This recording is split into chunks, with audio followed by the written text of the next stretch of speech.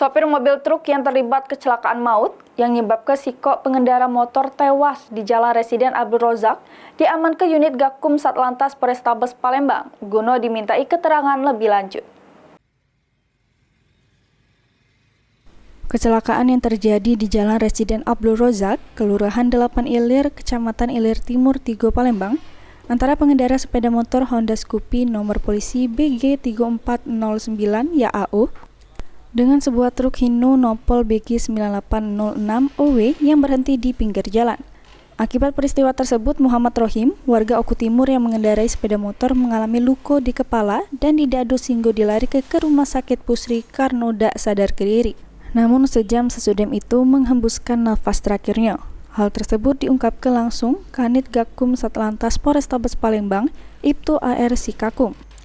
Ini supir truk Suparman, warga Banyuasin bersama kendaraannya dibawa ke Pos Laka Musi 2 Palembang. Sementara itu kendaraan motor korban diamankan di Pos Laka Pak Jo. Ditambah ke Kanit, untuk supir truk ini lagi jalani pemeriksaan lebih lanjut. Laka yang cuma fatal ini gimana? Jadi di Jalan Residen Abdul Rozak depan bengkel antara mobil truk dengan sepeda motor.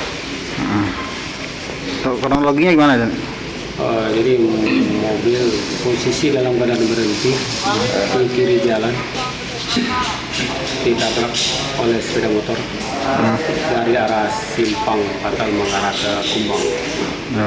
Untuk selanjutnya nih, untuk korban dibawa ke rumah sakit, kondisi tidak sadar sekitar 1 jam meninggal dunia.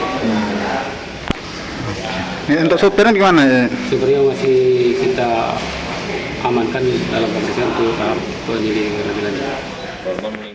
Herwahyudi, PAL TV.